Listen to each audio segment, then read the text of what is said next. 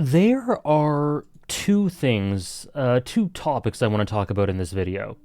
And both points kind of hinge on two very common quotes I hear in response to, I guess, positions I take. That's a bit of a strong word for it. The first is a very common situation, something that happens weekly, almost daily, that I really appreciate, which is people recommending me to check something out. And me saying, essentially, because there are so many things out there, it just unfortunately happens a lot of the time that I'm just not interested. Or it's not a priority for me, or I have so many things on my plate that I just am not thinking of or looking for new recommendations. Really appreciate when people think I'd enjoy something, but sometimes if it's not already on my radar, it takes a long time for the queue. So long that it's just not something I have the ability to occupy my mind with. And I hope people understand that. I always appreciate recommendations for anime, manga, video games, TV shows, whatever, but so often it's just, there's so many things I have to do and so many other recommendations, and I never feel obligated to get to any of them, but I do want to try them. So I just say, sorry, it's not something I'm super interested in right now, but thank you for the recommendation, and I really appreciate it. That is a common thing that happens, and I hope it never comes across as stubborn or rude or anything. I don't think it does, but it just does happen by the nature of what I do and by the nature that I'm one person with limited time with lots of interests. A lot of times people say, check this out. And I say, I'm not too interested, but thank you anyway. If it's something I'm genuinely not interested in. And the next thing that follows up, which is understandable, but I think I want to explain why it isn't really applicable to me, is why. Oh my gosh. Sorry, that is a loud song. Why? Why are you not interested? Why are you not interested in this piece of media? To which my answer is always, I very often do not have distinct reasons for why I'm not interested in something. The reason, what I need a reason for is to be interested in something. You know what I mean? I was really interested in Yu Yu Hakusho because I watched Hunter x Hunter, the anime, read the manga, was really, really into it, and thought, I want to see more from this creator. So I checked out Yu Yu Hakusho. The reason I checked out Haikyuu was because I love sports. I love sports psychology. I heard that it was big into that, and I'm like, that's right up my alley. The reason I checked out One Piece or Naruto or Bleach after years of not getting into them is because I was able to integrate it into my streams and make it a part of my content creation. There's always a reason that you get, or at least I, get interested in something. Sometimes I really premeditate checking stuff out, sometimes I check them out on a whim. But there's always something, an art style, something I've heard about it, word of mouth, etc., that gets me to do it. And so when I'm not interested in something, there very often isn't a reason that I'm not interested. What's usually the case is that there's not a reason that I'm interested. It's the opposite sort of thing. So I think that's just a sort of important thing to get across. If I'm not interested in something, it's usually the absence of interest. It sounds obvious, but the absence of a reason, rather than there being a distinct reason that I'm not interested in something. Not all the time, but the majority of the time, that is the case.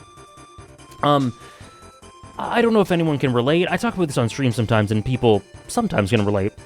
Either way, I just wanted to mention that, because that is something that I come across quite often that I think, is worth mentioning in one of these videos. There usually isn't something that's a huge turnoff. Usually.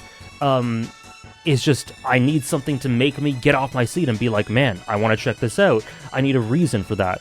And there usually isn't a reason for a lack of interest. It's a lack of a reason that causes a lack of interest. Anyway, then something that the second part of this is the quote, "You're missing out." And I think too deeply about this quote. I really think I do. I don't know. This really could be a case of it's really not that deep, bro. But I do think about this quote a lot because I hear it a lot, and sometimes it's genuinely well-meaning. Sometimes people just really think I would love whatever they're recommending, and that I would be missing out by not checking it out, and I appreciate that. But also sometimes people kind of say it in spite, like, oh, whatever, you're missing out on my favorite thing. I've seen both, and people kind of feel insulted that I don't check out their thing, when I really just, it's a lack of time. It's I have a life, I have other things to do, I have other interests. So yeah, you're missing out is something I very often hear. To which my response to that is, I think the main point I want to get across here is, we're all missing out. Every single decision you make in your life and I make in my life is missing out on something. When I eat eggs for breakfast, I'm missing out on not having waffles for breakfast. Waffle House. When I decide to spend my afternoon playing Knights of the Old Republic, I'm missing out on a nap, or on work, or on going to a cafe. Every single decision we make is missing out on something. So I actually think you're missing out sometimes. Again, some people don't mean it this deeply, and I understand this doesn't apply everywhere. Please don't think I'm going around to people who say you're missing out and going, well, actually. No, but like, in a lot of cases, what I mean to get across is that you're missing out is a bit of a nothing statement, because every decision in life that we make is missing out on something. When I decided to watch Hunter x Hunter instead of watching Naruto 11 years ago, I was missing out on Naruto.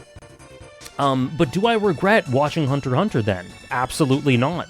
So, of course, I think it's very, very important to expand your horizons in terms of media, to expand what you look for in terms of media, and what you push your boundaries and go out of your comfort zone. And I do try to do that several times a year. I try to watch something or play something or read something that's a bit different that I'm not used to sort of expand my palette and see these other avenues. And it's such a wide, vast world out there full of such beautiful, different types of art that I think it would be a shame to not try new things.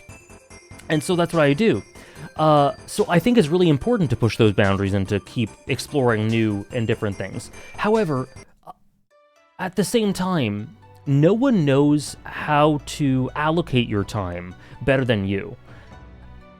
And all we can do, every single decision in the world, is missing out on something.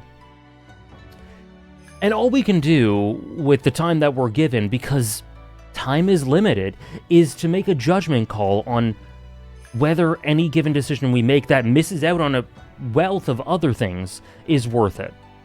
Is it worth it for me to not really check out this manga because I'm really, really interested in this other manga? Is it really, is that worth it? Is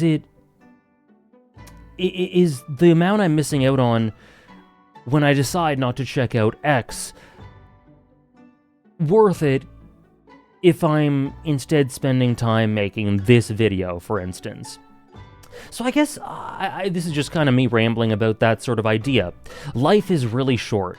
Life is really short. It's shorter than you know it. The last 10 years where I've been on the internet and making content, not quite 10 years, a little less than 10 years, but regardless, has gone by in a flash.